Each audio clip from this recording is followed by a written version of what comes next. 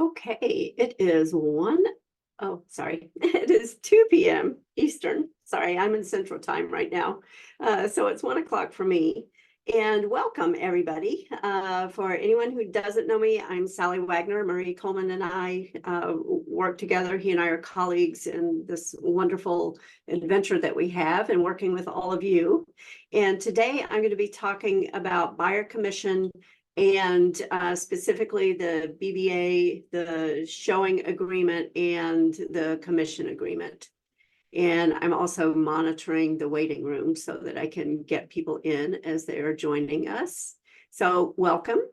And an announcement, just in case you know of anyone who has submitted a request for joining the broker forum. So we ask membership questions. We ask you what market center you're with. And sometimes people don't answer the question. And so we don't know. I guess we could spend a lot of time and look them up and verify in that way. However, I haven't done that yet. So I have several requests for membership that are pending, and that's because people haven't answered the question. So if you know of anyone who is saying, oh my gosh, I submitted that request a long time ago and they didn't answer me, that may be why. So if you could just say, hey, did you answer the membership question? Then that could be what the holdup is. So if you could just please pass that word along, because we want people to be in to take advantage of what we think is valuable information. And we want to share it with as many people as we can. So how's that sound? Thumbs up? I got some thumbs up earlier, so okay. All right, so I have some notes here. I'm going to refer to my notes and as I talk about some of these issues, and then I'm going to be sharing my screen when we start talking about the actual documents. One of the documents that I did is a summary of the BBA, the showing agreement, and the commission agreement. And I did that some time ago. I posted it on the forum. So I'll be posting it again today after class, and I'm recording. So you will be able to see this again if you want. If anybody missed it and they want to see it later, they can. And I keep getting all these pop-up messages about people asking to join. So I apologize. That's why I'm checking my phone here to look at Facebook to see if I can let people in. So sorry, I'm scrolling. Okay, so there we go. All right, so this is a hot topic, right? Because of some lawsuits that we've had. We've actually had some decisions, some jury verdicts on these issues in Kansas City, which is, I'm in that area right now. And we're seeing a lot of other lawsuits popping up all around the country. We've had some in Illinois. People are trying to consolidate a lot of the lawsuits in Illinois in the district court there. There are some state lawsuits that we're seeing, some in Florida, just all over, right? So it's just this, everybody is wondering what's going to happen with these lawsuits. And we're also wondering what's going to happen to the industry as we kind of anticipate the way the lawsuits are going, and then we make accommodation for all of these issues that are being addressed around commission and who pays commission. So those are all the issues that we're going to be talking about, not in great depth because there's a lot there, right? But we're going to just touch on some of the broader points here. And if you do have questions as we go through, go ahead and take yourself off mute and ask your question. When I'm doing this, it's kind of difficult for me to monitor the chat all the time. Like right now, I keep monitoring to let people in from the waiting room. So I feel like my attention is divided here. So we have the lawsuits, and we have this change in the rules now that we're seeing in some MLSs that sellers and listing agents are not going to be required to offer cooperating broker commission to list in the MLS, which is how it currently is, right? If you're not offering cooperating broker commission, then you can't put it into the MLS. That is going to change most likely. We're already seeing it changing in some places. So what does that mean? Well, then we're going to have to think about perhaps asking the buyers to pay commission when you're representing the buyer. And then what is that going to look like? So that's what we're going to talk about today when we get to the BBAs and all of that kind of stuff. One opportunity is negotiating with the listing agent. Say, look, I know it's this amount or it's a zero amount, and would the seller be willing to pay X amount? So you can negotiate that. And per the code of ethics from NAR, you can negotiate that at any point in the transaction. Ideally, I think you want to negotiate it up front where you have a little bit more leverage, right? So long as you don't make the offer or the transaction contingent on any particular amount of commission, you're okay. And as we talk about this, let me just say, we're not going to talk about specific amounts. We're in mixed company here with people from different brokerages. So we're not going to talk about amounts. We're just going to talk about commission in general. And if we do talk about amounts, then we all know that it's an example, right? We're not suggesting any particular amount for commission. Is everybody good with that? Okay. So from a buyer's agent perspective, you want to think about bringing value and demonstrating your value, right? If you're thinking about asking a buyer to pay commission, then you definitely want to talk about the value that you bring to them and the contribution, right? Which means that you want to have the skills to back up the reason you're asking for that. And that's what we're here today to do, to develop those skills, to talk about what some of those skills might be.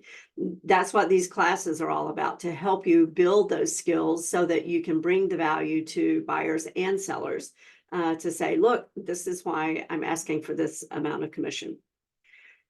I think a lot of it, though, in conversations I've had in the past with agents, is sometimes agents aren't really clear for themselves on what their value is and what they're bringing. So you want to first start with a clear understanding for yourself on what the value is that you're going to bring to the buyer and the seller as well, right? But today we know we're focusing on the buyers.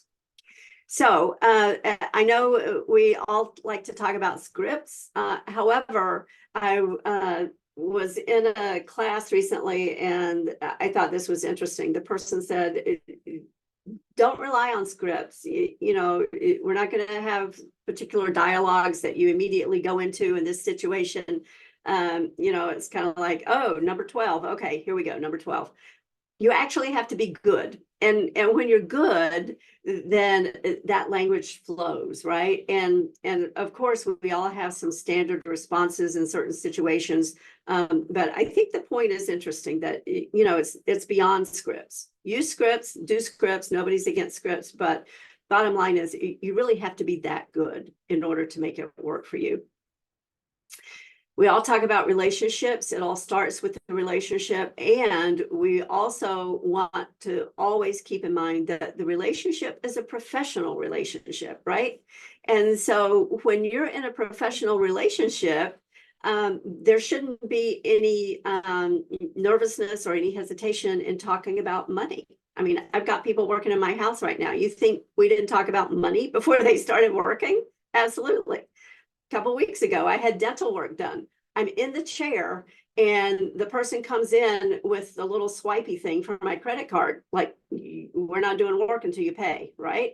I mean, it's kind of like we need to not be shy about talking about what the money is, what the commission is, because we're worth it, right? And when we have a clear understanding of that, everybody does it. What professional doesn't talk about the money? I don't do a lot of pure legal work. I have a handful of clients, and when I do, I use a letter of engagement and I say, this is the hourly rate. Sign this letter of engagement, and then we'll get moving on the work, right? If you go to a doctor, here's what the amount is. If you go to a lawyer, if you go to the dentist, if you have a contractor in your house, all the things that I have going on in my life right now, right? We all talk about money first. It's no different with a real estate professional, because that's the key. You are a professional. You're not friends, right? We do business with a lot of friends and family, and maybe it feels awkward to talk about money.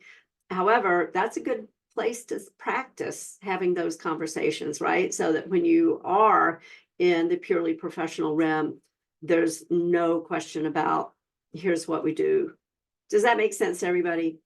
You know, I hear agents go, oh, you know, I'm friends with them. Well, okay, that's good. And you're a professional. So it's a professional relationship first and foremost. All right. And because it's a professional relationship, we want to formalize it and memorialize it with the BBA. It's kind of like, you know, I just said, I send a letter of engagement.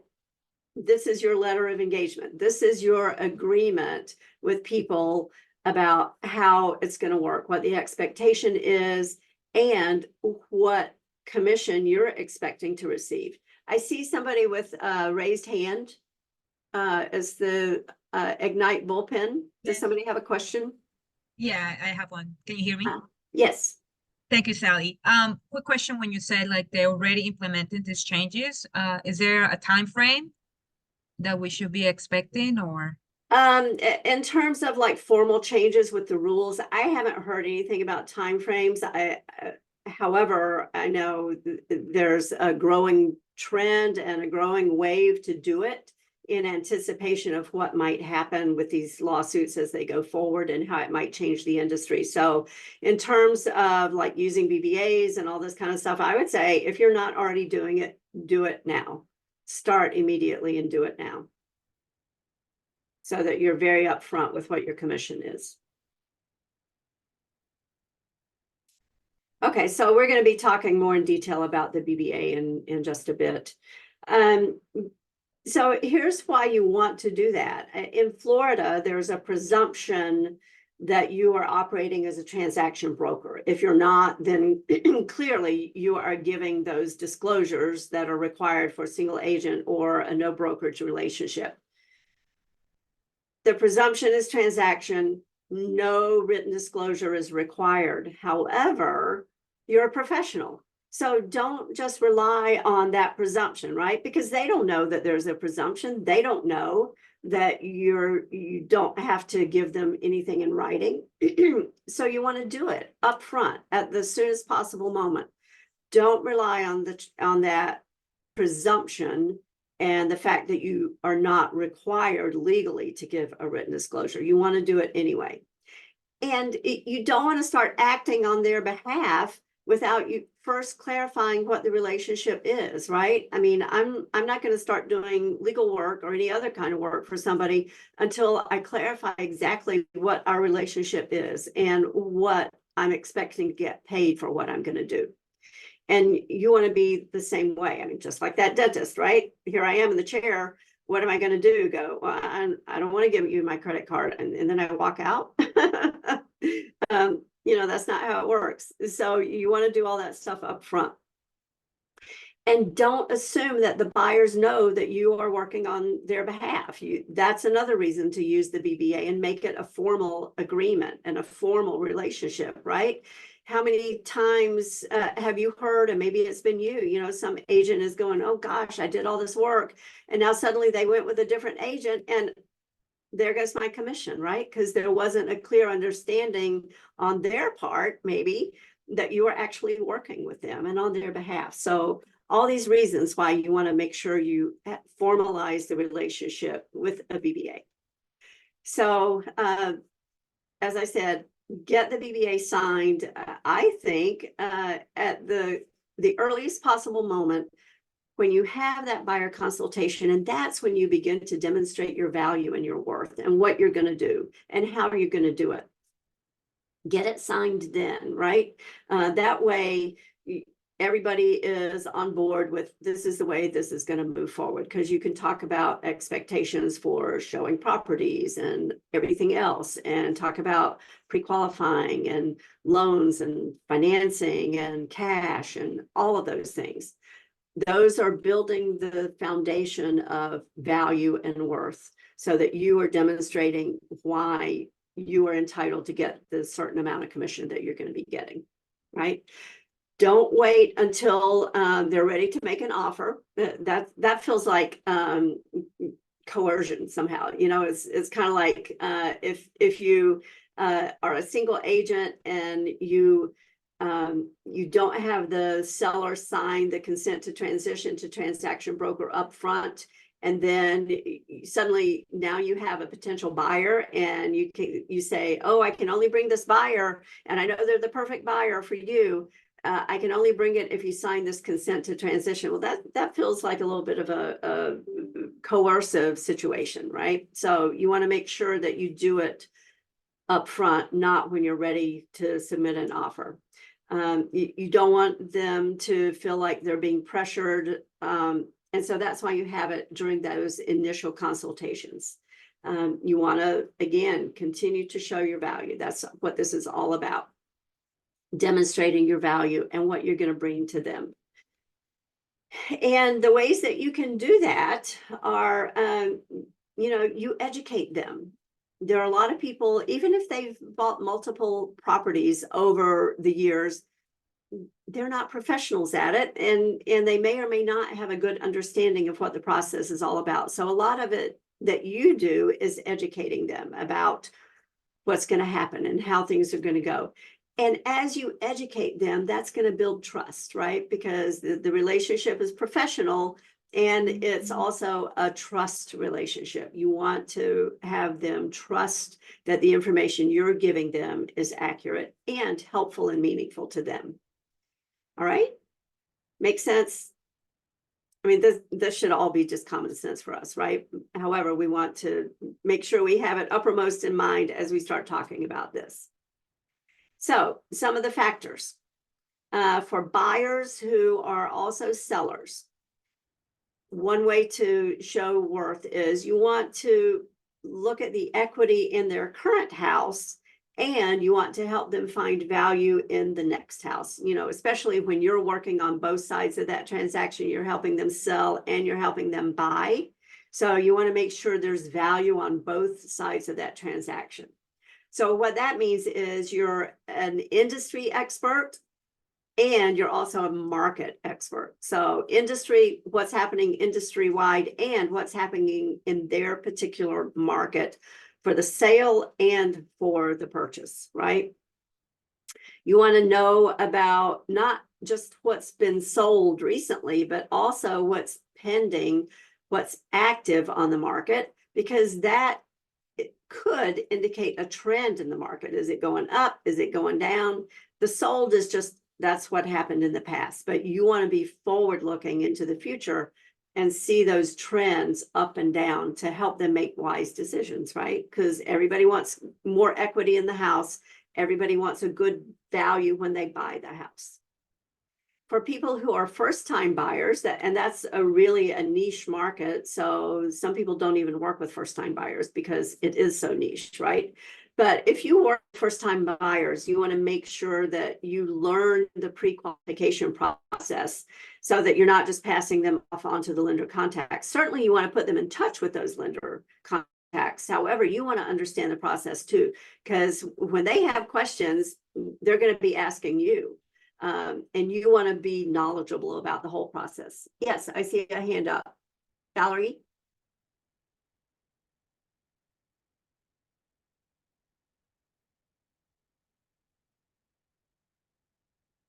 Was there a question?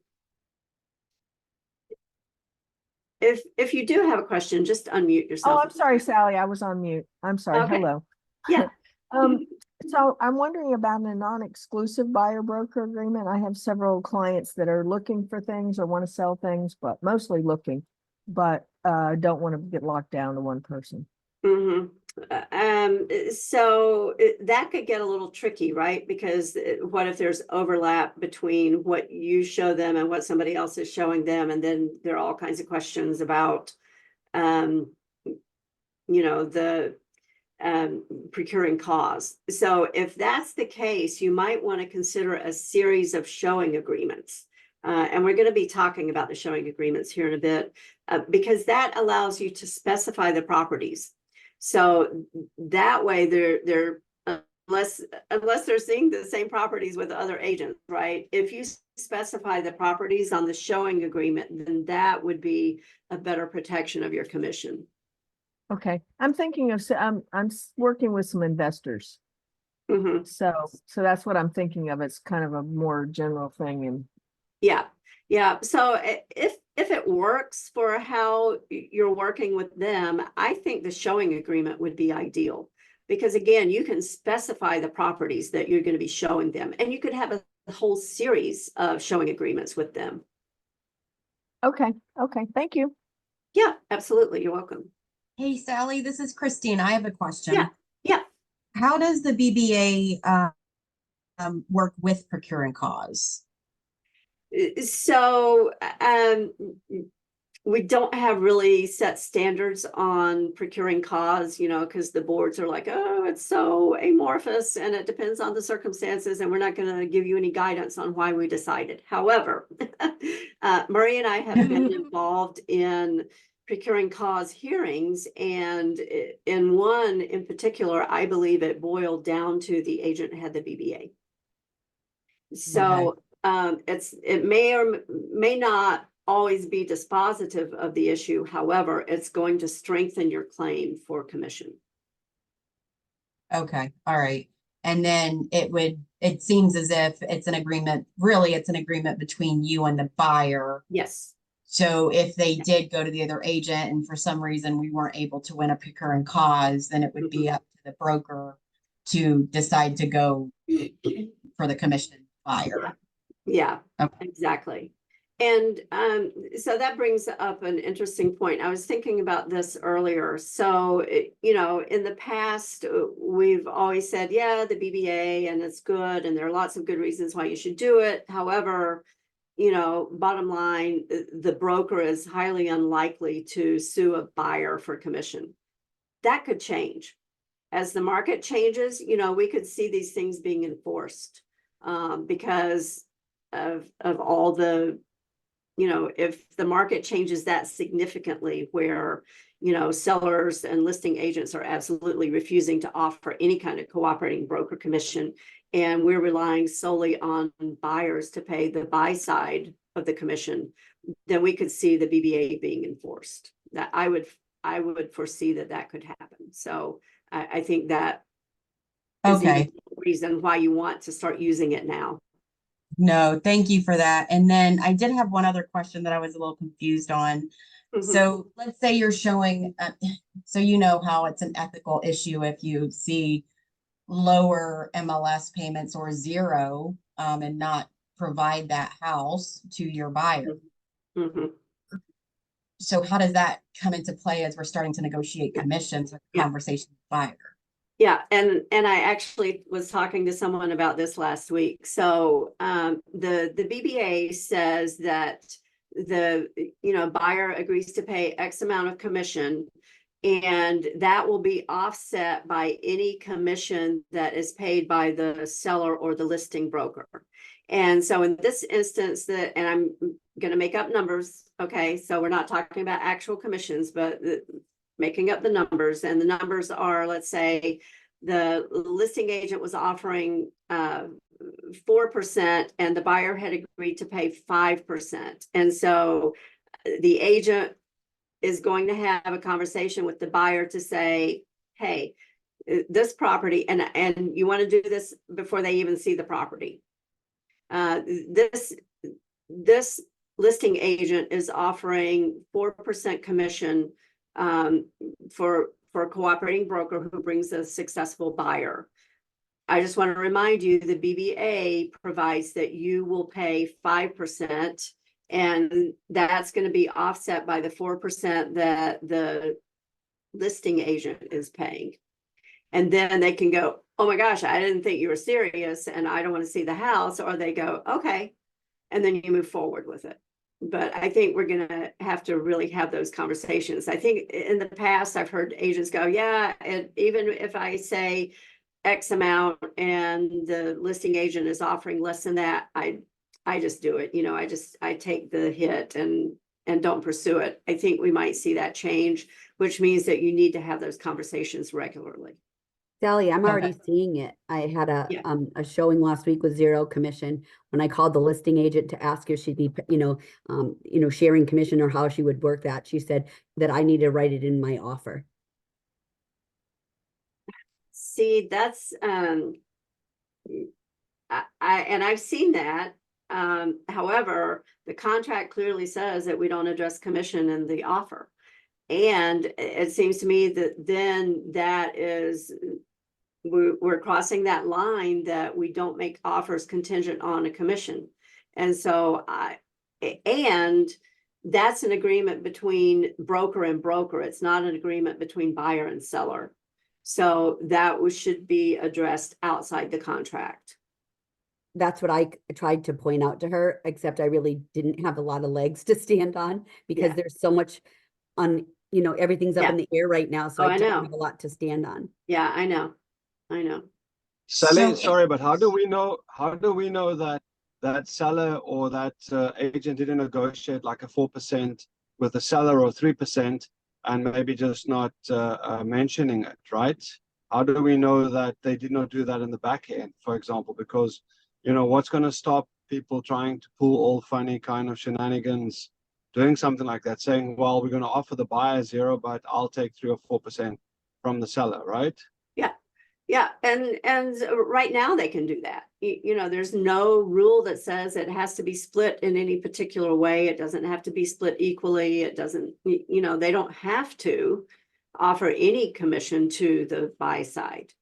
So we see that where it's unequal split all the time, and agents need to understand that that's okay. I mean, it may not feel okay, but legally that's okay. You can do that.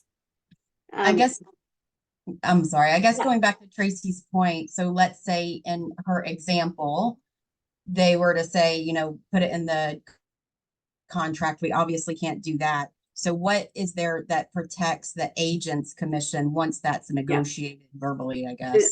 So I would suggest an email from the broker to the other broker to confirm, and then get an email back from that other broker, because it's really broker to broker. Okay. Yeah. Okay, thank you. Yes, you're welcome. I And wondered- Hey, I Sally, wondered- what about I'm sorry, David, I see you've had your hand up for a long time. Are you there? You're on mute. Sorry, I had a hard time signing in. Okay. You might have covered this, but how does the not giving the cooperating commission allow access into the MLS? Since if you're not giving commission, you can't get into the MLS. Because a lot of listing services are changing that rule. And that's what we anticipate seeing. And I've heard talk that it's going to be pretty widespread. So the MLS, they're changing the rules that you don't have to offer a cooperating broker commission to list.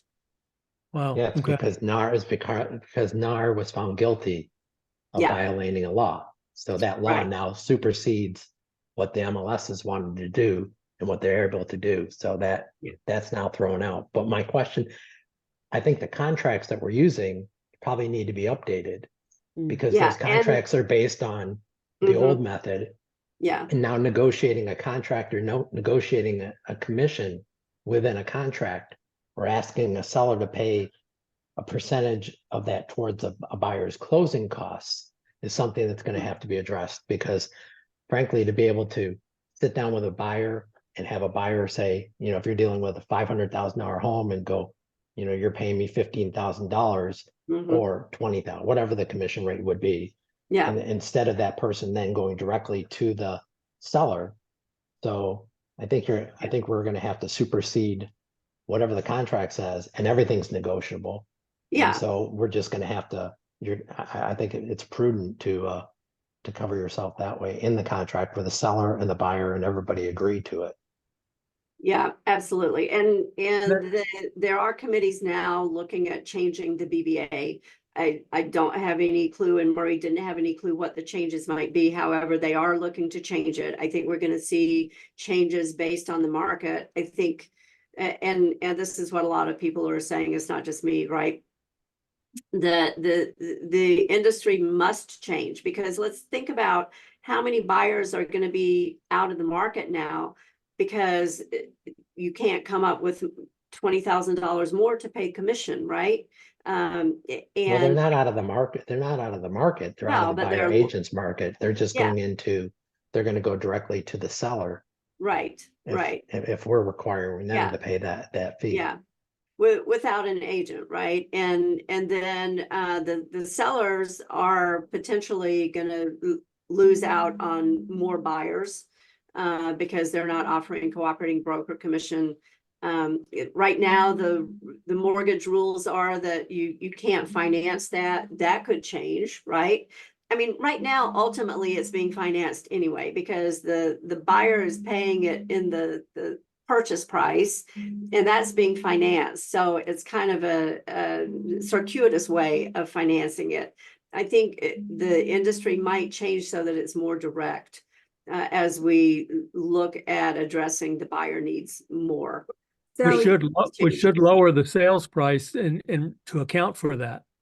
But what sellers are going to do that, right? They Well- want the high price and they don't want to pay the commission. So So Sally, I was thinking, because the agent that I had the issue with, she was British, and she made it seem like I should just be expecting it. Is that something that's common in other countries outside of the United States? A zero commission on the buy side?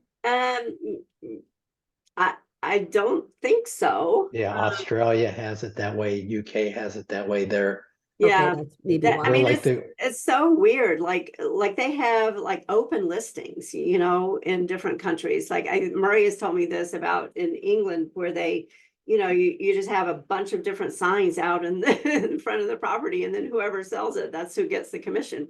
In Germany, my husband sold a house a few years ago, and it was very odd. So everybody has different ways of doing it, but yeah, interesting, right? Interesting times. Valerie, I see your hand up. So back, when we were talking about the emails between brokers for the commission, Mhm. wouldn't a commission agreement suffice in that case also? Or is there something you can say about the commission agreement? Between the seller and It the was when we buyer. were talking about trying to get an agreement with this for the seller to pay part Yeah. of the. Yeah, commission or yeah, you whatever. could, yeah, if they are not represented already, then you could use a commission agreement, kind of like a FSBO situation. But if they have an agent, then at that point, it needs to be between brokers. So you can't do a commission agreement between brokers?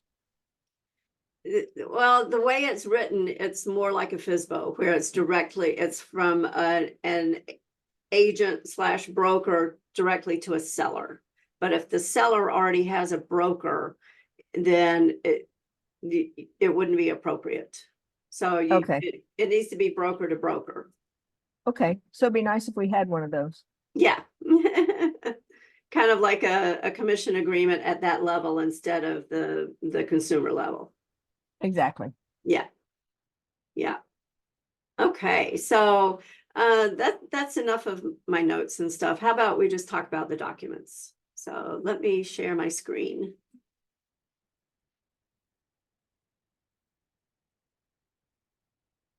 And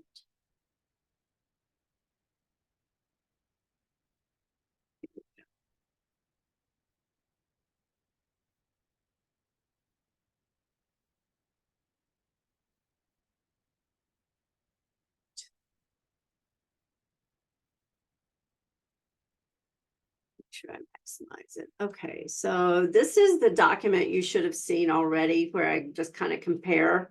If you haven't, don't worry, I'm going to post it again on the forum, so you should be able to see it.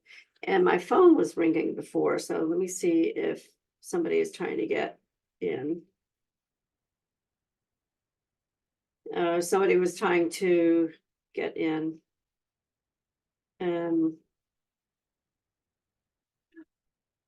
Hate when this happens. Okay. And I'm letting people in from the waiting room. And can you drop your documents into the chat? Yeah, I will. Thank you. I'll do that after we're talking about it. Okay, so here we go. You leave that there so I can monitor. Okay, so this is the document that I already shared. I will share it again. I'll put it in the chat. And this is our current BBA. And just like the listing agreement, there are various versions. There is a version for single agent. There's a version for single agent with consent to transition to transaction. There's a version for no brokerage relationship. And then there's this one, which is the transaction broker. And you can tell which one you have if you ever have any question about it by looking down here at this little footer down here. And it'll say TB for transaction broker. Okay. And I'm going to enlarge it if I can get the controls. Gosh. Okay. How's that? Is that better? Can you see it better? Yes. Okay. All right. Yes. Good. Okay. So start with the parties always, right? And you want to put your name and the name of your broker. Okay. So you see, it says real estate broker, but I would put your name, the agent, and then office, you could put like Keller Williams, whatever you are. Okay. So you've covered yourself as the agent and you've covered the brokerage. The term, you know, typically, unless it's like a long-term relationship that you have with a buyer or a potential buyer, I would make it pretty short because you want to work with people who are serious about buying, right? It's not like, well, I'm just thinking and I might be ready in 6 months. But that's a business decision for you. So whatever the term is that makes sense for you and this relationship that you have with a particular buyer, then that's what you should do. The type of property, so in paragraph 3, I say make it wide. The type of property, I would say real property, right? Because what if they're interested in buying a residential property and as you're driving there, they say, oh my gosh, that's the perfect space for my new business that I'm opening up. And now suddenly they're wanting commercial. So you want to be covered by this BBA, okay?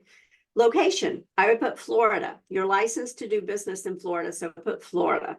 That way you avoid the thing, because this actually came up in a hearing where the BBA said one city and the property was in another city that was like across the street. I mean, I'm being facetious, but you know how the cities just bump up against each other, right?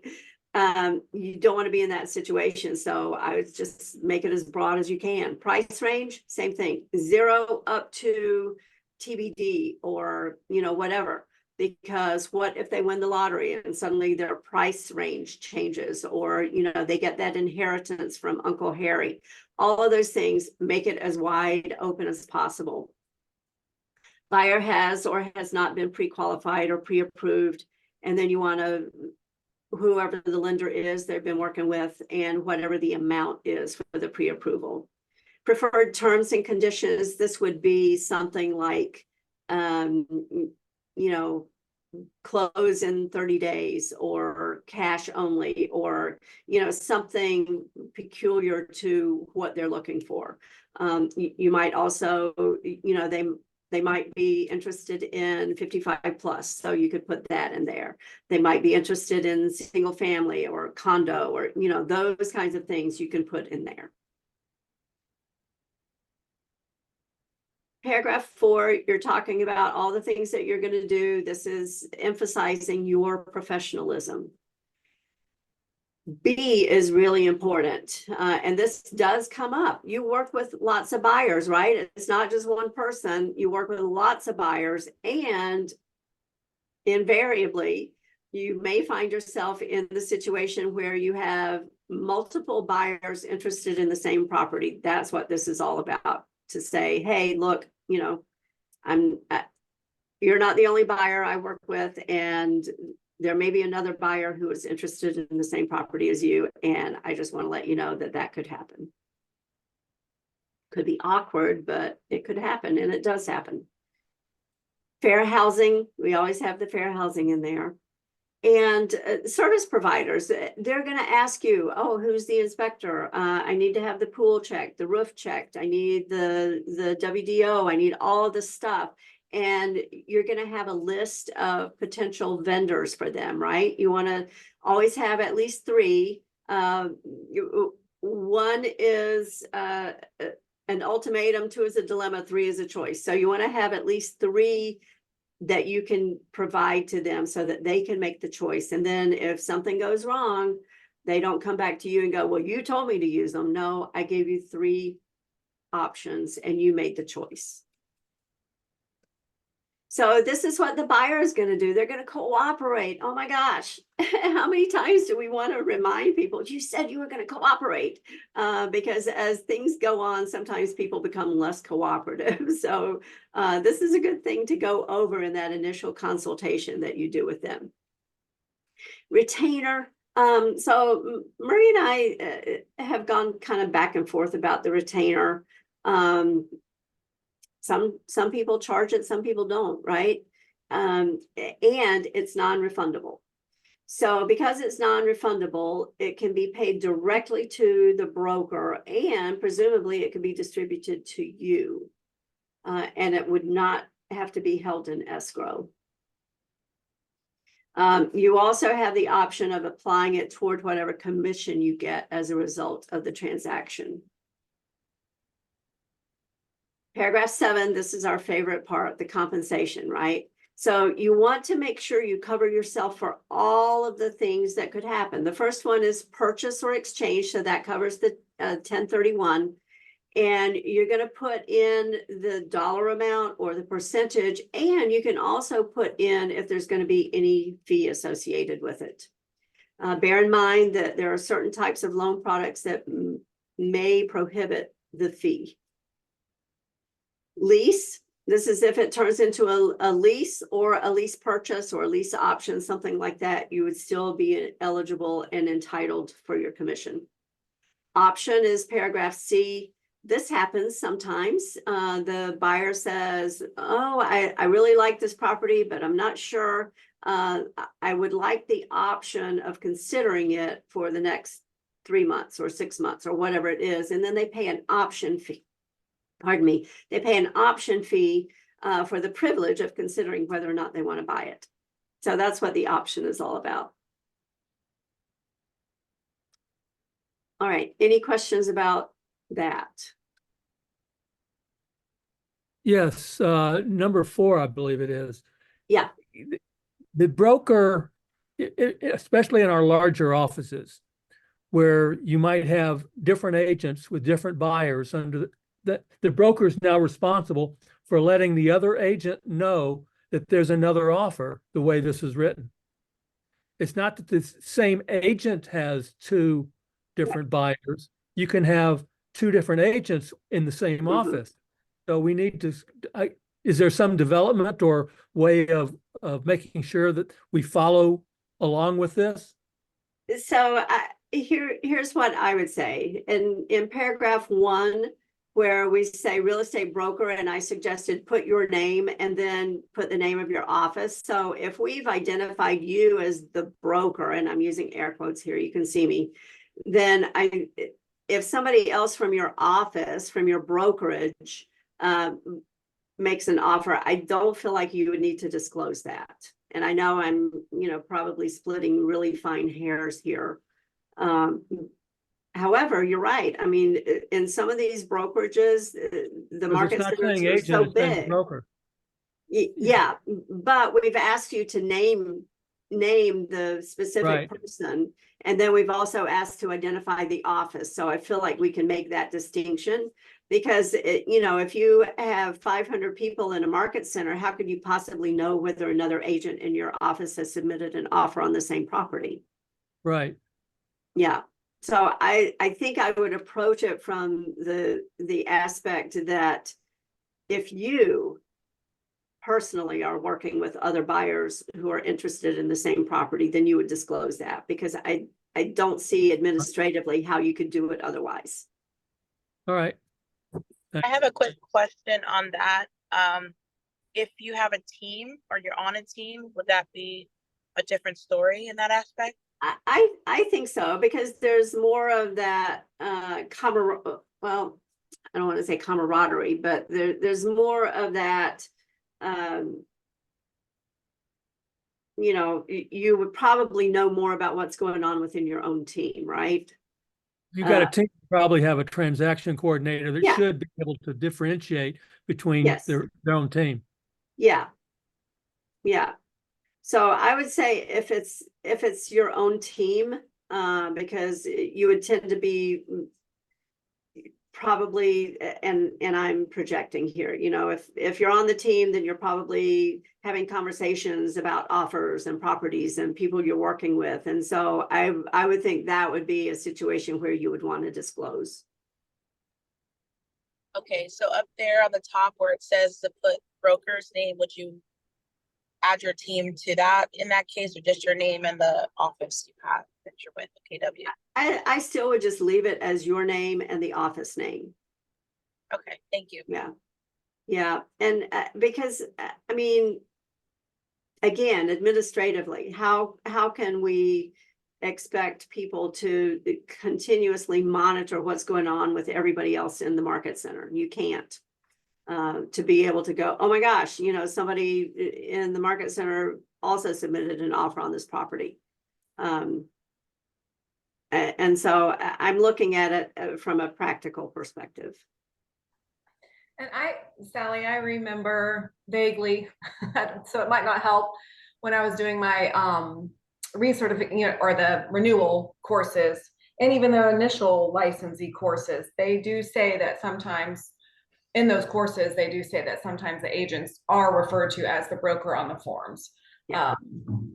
I vaguely remember that. Right. And it felt like I had another question for you. If I remember what it was, I'll unmute it. Okay. Okay. Hey, I did have one more question. Yes. I wasn't quite clear on the option section of this. Could you expand on that a little bit more, please? Sure. So let's imagine that, you know, somebody is looking to, and I'm making up a scenario, right? It could be anything. But let's say somebody is potentially going to have a job and they're going to move into the area. And they find this house and they just absolutely fall in love with it. But they're thinking, I only want to buy this house if I get the job, right? If I get the transfer. If I don't get the transfer, I don't want to buy the house because I'm not going to be moving there, right? And so if they don't take action right now, then when they find out about the job in 2 months, the house is going to be gone. And so what they would say to the seller is, I really want to buy this house. However, I need 2 months to find out if I'm going to need to buy the house. And so I want to buy an option. So they're buying time for them to consider whether or not they really are going to buy the house. So they might say for 2 months, and the seller goes, okay, I'll take it off the market for 2 months. It's an exclusive option during which time the buyer can determine whether or not they're going to buy the house. If they exercise the option, then that option fee is potentially going to be applied toward the purchase price. Under this scenario, if you get a percentage of the option fee, then that would be applied toward your commission that you get when the buyer buys the property. Does that make sense? Yes, yes, it does. Thank you so much. Okay, yes, you're welcome. I have a question. If you do something like that, how do you really know what to put in? I mean, for option percentage? So again, we don't talk Right. percentages in mixed company. However, I'm going to make up an example. So let's say the option fee is $10,000. I would, if it were me, I would probably say, well, I want 10% of that. And so I would get 10% of that option fee. And then that amount would be applied toward my commission when the property closes. Okay, thank And if you. the buyer doesn't buy the property, then that's my money. So it really kind of depends on what the price point of the house, kind of think about that. Yeah, and the option fee is going to be like, depending on the price point, like you said, it might be 10,000, it might be 20, it might be, whatever. And so you would want to make the commission make sense in terms of what that option fee is. Is that option fee held with escrow, like at title? It would depend on what the seller agrees and what the buyer agrees. It may be held in escrow for the duration of the option period, or it may be just paid directly to the seller and the listing agent gets their cut and the buyer's agent gets their cut immediately. And then if the buyer doesn't exercise the option, everybody has their money. If the buyer does exercise the option, then it would be applied toward the purchase price and the commissions. So I think I remember my question. Okay. Over on the compensation A, Yeah. Where you can do a percentage plus an amount. Yeah. If we're going to charge the broker, what do we call it? The $3.99 broker Mhm. fee. If we're gonna have our buyers pay that, isn't that where we would put that in? That Yes. $3.99 there and that blank? Yes. Okay, and then do you suggest that we put something in on all of these options, A, B, Yes. C, and D, and E, and don't leave anything blank just in Yes. case? Yeah, Okay. just in case, because what if you leave the lease blank at paragraph B and by golly, they decide they're going to rent a property and Okay. then you don't have anything there. Okay, thank you. Yes, you're welcome. Paragraph 8 is the protection period, just as in the listing agreement. If you show the buyer a property, and then after the termination date of the BBA, they decide to go back and cut a deal with the seller, you would still be protected and you would be entitled to commission. It's the same as the listing agreement protection period.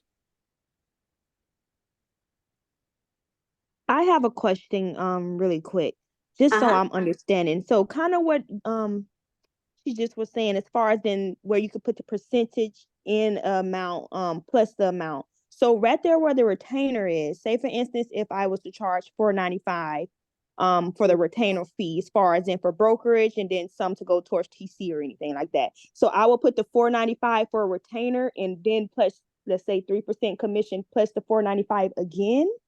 Just want to make sure I understand correctly. You could. Okay. Because the retainer is a separate thing. The retainer is just, like if you go to a lawyer, then they may charge you a retainer just to work with you, just to agree to work with you, right? And so that's what this is as well. Can I ask a quick question? Mm-hmm.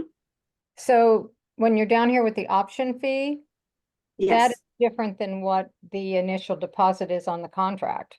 Yes. So they would not only pay the option fee, they would also put a down payment Mm-hmm. on the price of it? Yeah. Yeah. Okay. Yeah, and so that would be part of the offer, right? So you would complete all of the offer terms, paragraph 2, the purchase price, the deposit, everything, and then in paragraph 20, additional terms, you could put language about the option. The parties agree and acknowledge that buyer or seller grants to buyer the option to purchase the property. Option period is for 2 months and expires on X date, and the option fee is $10,000. And then you would describe how it gets distributed, that it would be immediately payable to the seller with the X amount to the agents, you know, all of those details, you would put it in the initial offer. Would they not have an addendum or to the You could contract? do it as an addendum. 'Cause I wouldn't want to write the language. I'm not a lawyer. Yeah, yeah, you could do it as an addendum, or you could put it in paragraph 20 additional terms. But this is different from the lease option that we have an addendum for. Okay, So, because, you know, we have the option, hold on a second. we have the lease purchase, and then we have the lease option. That's different from this option that we're talking about. Get my message? Correct. Okay. Yeah. Okay, thank you. Yes, you're welcome. So Sally, hey, this is Kim. I just have a quick question about 7A. Uh-huh. Maybe you've said this and I just didn't get it. So 7A is the agreement between me and the buyer, or the broker, myself and the buyer. And 7A is guesstimating on how much I'm getting paid, regardless of what, if any, cooperating commissions is in MLS. Yes. So we put the maximum here, and then if there's some, we just subtract that from this difference. Yeah, yeah, that right here at paragraph 7, just above A, it says, let's From see. a seller or real Amount will estate be credited with any amount which broker receives from a seller or real estate licensee who is working with a seller. So, Awesome. yeah, so it's gonna be offset by whatever you get from the listing agent or the seller if it's a FSBO. Okay, thank you very much. Yes, you're welcome. Paragraph 9, yes. There's a question in the chat. Oh, okay. Yeah, let me look at the chat. Well, there it is. How is commission collected? Yeah, it was, so, you know, on the settlement statement, and there's a line item on the seller side for commission, there would be a line item on the buyer side for commission. So it would show up on the settlement statement. And it would be part of the transaction.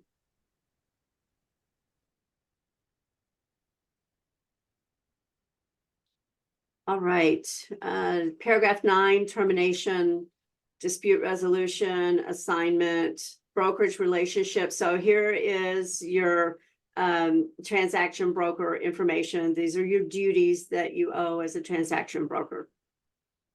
So it's just like in paragraph 10 of the listing agreement where we list out all of the duties. Same thing here. 13 special clauses. This is where you might have overflow from when you're describing the property. Like, you know, it might be, you know, showing appointments only between 3 and 4 p.m. or, you know, fenced yard, large yard, pool, you know, whatever the specifics are that you would want to make sure everyone understands. And when you have things like that, you want to make sure you define what that means, right? Some of you may remember a famous story from somebody, and she would say, you know, large yard means different things to different people, right? If you have a Yorkshire Terrier like I have, I feel like I have a large yard for him, right? If I have a horse, it's not going to work. So you want to make sure you have a clear understanding of what people mean by large yard or fenced yard or whatever it is, right? So get into specifics when you have those discussions with the buyer. Okay, then everybody signs. Are we good? I know we're going kind of long. Is everybody good to go a little bit longer? Sure. Okay. Yeah. Okay, so let's look at the commission agreement. Can I ask a quick question on the Yeah. last one? Yeah, You might have answered this already, but since we put our name as the broker, does the broker have to sign an initial on the broker part? And we have to No. sign an initial on the agent, or does it matter? no, because these are standard Florida Realtor agreements. And so unless you make lots and lots of changes, it's a standard agreement. And typically you are authorized to sign on behalf of the brokerage when it's a standard agreement. Okay, So thank you. your broker would not need to sign. And I see a hand up, Chuck. Yes, Sally, I was wanting to address the question that Denise had posed in the chat about the Mhm. commission being collected. What I'm looking at my board, my past 3 buyers, we've been using the BBA now for about 6 months, Mhm. and it solves so many more problems than people can ever imagine. And like you said, communication is the key. And I'm forthright with my buyers that if they're only offering 2% and you agree to 3%, that you will be responsible for the additional 1%. And as long as you're upfront and transparent with that the entire time, the buyers may have some pushback, but I've not had any yet. However, when it comes close to closing, you need to make sure you bring it to title's attention, and you will have to present the BBA. Yeah. And then once they have the BBA, there's no discussion. It's on the closing disclosures, just like any other line item. Yeah. Excellent. Sally, I have a question on the special clauses. So it has to do with what special items they're looking for in their property? Well, it could. I mean, those are the types of things that you would put there. You know, if there's anything that's specific to this buyer and their needs, then you would want to put it there. So for example, you know, and I don't want to get into fair housing issues. However, this could be an example, you know, that they're interested, I think I said like a 55 plus or a 62 plus, or maybe they're interested in ADA issues, you know, for accessibility, that, you know, we want a property with 0 entry. We want a property with 0 entry shower, you know, all of those kinds of things that are specific to the buyer and their transaction you could put in there. Okay, thank you. Yes. As long as you're not running afoul of fair housing, right? Those kinds of things, those would be appropriate to put in there.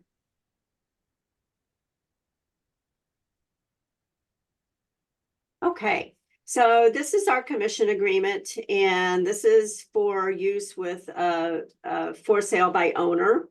And you want to make sure you get this signed when you first have that conversation with the seller. You know, hey, I have somebody who is potentially interested in your property. Are you willing to pay commission? And they say yes. And you say, great, here's the agreement, sign it. And so it's gonna list their name, it's gonna list the broker's name, and then you're gonna list the property. So it's gonna be a specific property, right? And it's gonna be a specific prospect. So you need to have the name of the buyer. It's not a kind of a wink, wink, I might have a buyer. You actually have a buyer, and you're gonna put their name in there. And then you're just gonna fill it out. You're gonna say how much the commission is gonna be, so that they are agreeing upfront that they will pay your commission at a particular rate. I think most people are pretty familiar with this, right? I think everybody's probably had an occasion to use this for a for sale by owner. And then you can even use this, as you see, with commercial property, because you have the language in there for the commercial lien for the commission. You're not allowed to do that for residential, but for commercial you can. The only way you could get a lien for residential is if the brokerage actually took them to court, got a judgment, and then they could file a judgment lien against the property for the commission, but otherwise not for residential. Okay, I know that was quick. Questions about that before we look at the showing agreement? All right, let's move on. And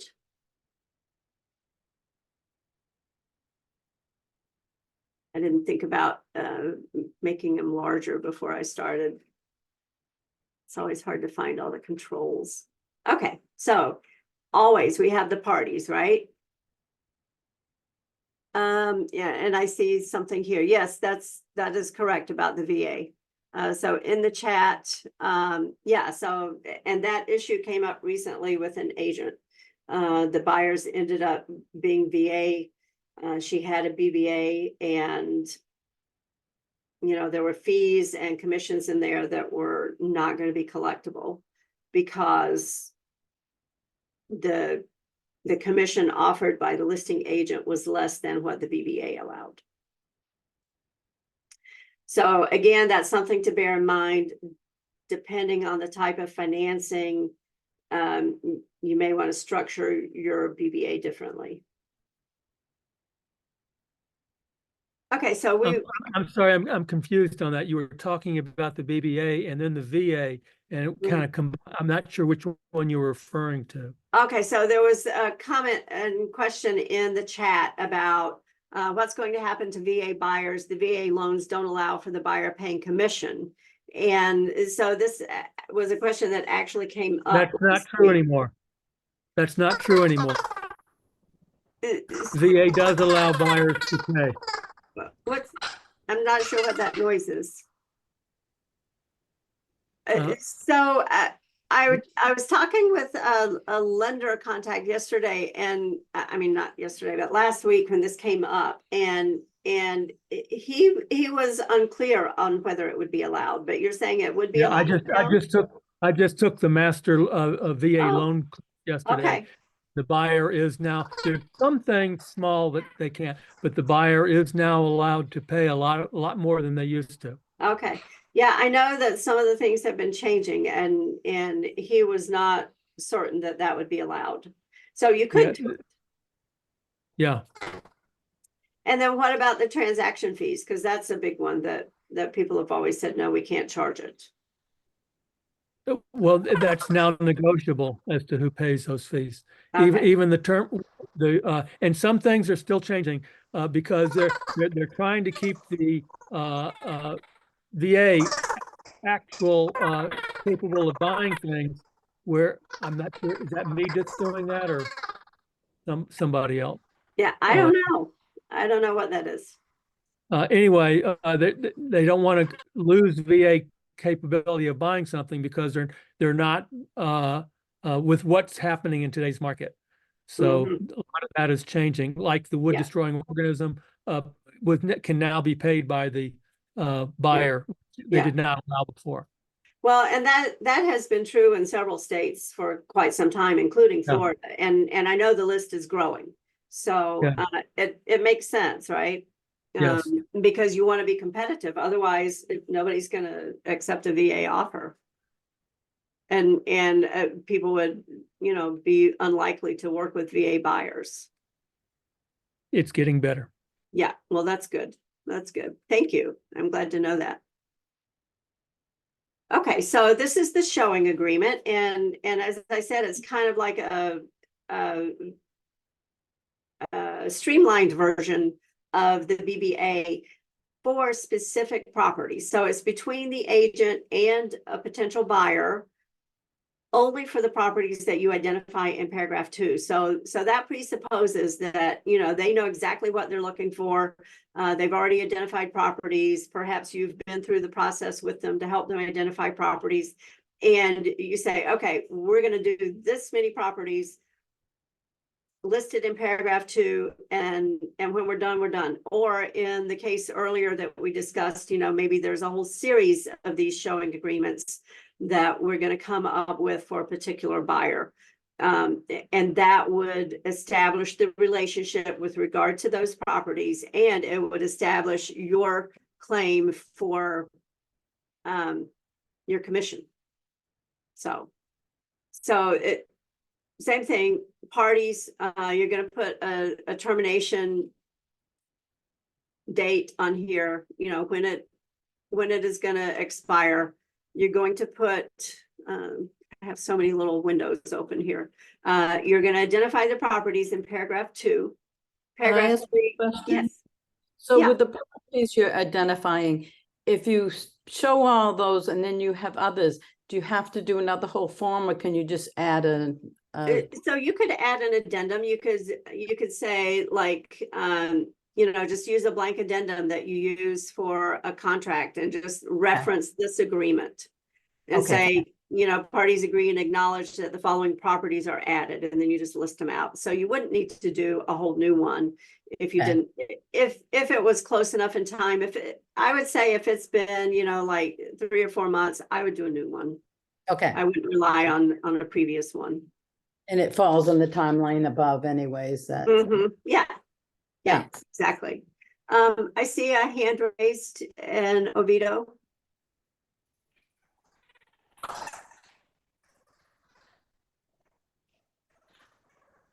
Is there a question? I think they're muted. Okay. If you have a question, yeah, take yourself off mute and just ask. Okay, I Hi, don't know. Sally. Yeah. Can you hear me? Yes. I just have a quick question on that. Do we actually have to put an actual address, or can you put generic, any properties that have been shown up until the time it expires? Well, I think this one is asking for specific properties. So, because it's a showing agreement just for specific properties that you've outlined here.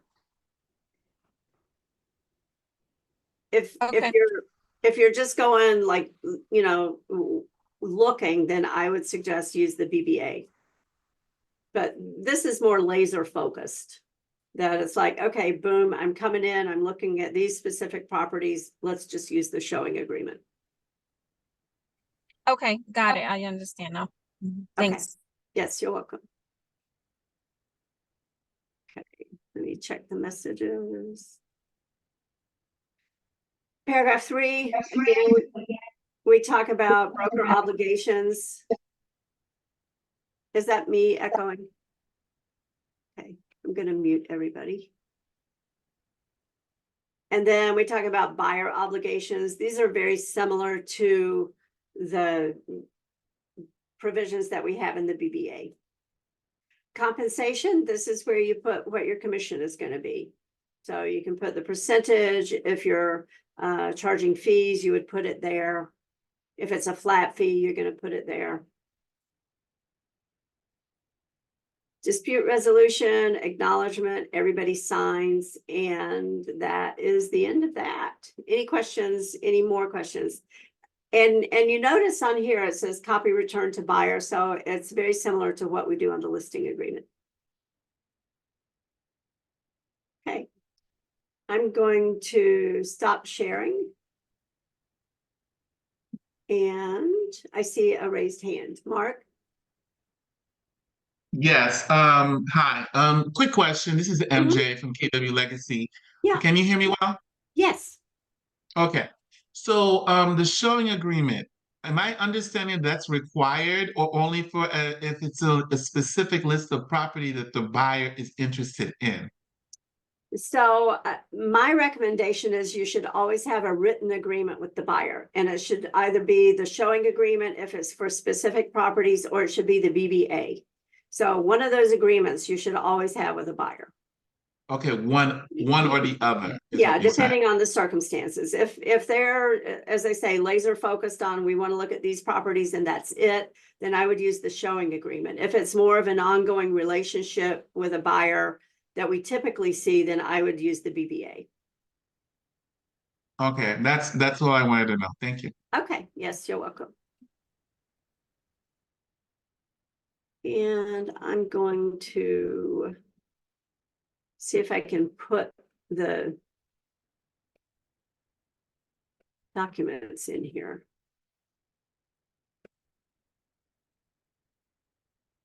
Well, for some reason I am not seeing how I can do it. Let me switch.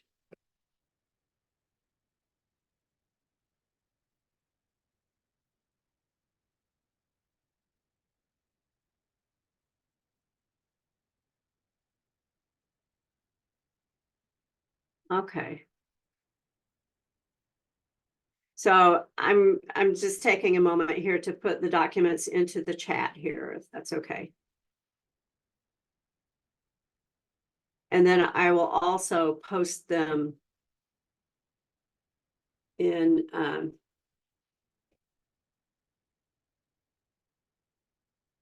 the forum. So do you want me to put the showing agreement and the commission agreement and the BBA, or do you only want the document that has the notes on it about the discussing those three documents? You can always pull the contracts thing, just the notes would be good, I would think. Okay, perfect. I'll do that then.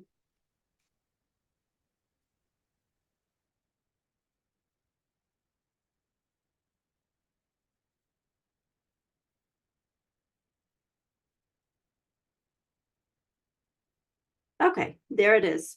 And I will post it in the forum. And when this is all done, converting and doing everything it does, then I'll post the link to the recording if anybody wants to see it, or if you know anybody who wasn't here today and they want to see it. Thank you, Sallie. All right, thank you. Thank you, everybody. Feel free to give me a call anytime you have questions. Thank you. Awesome. Thanks, everybody. Bye.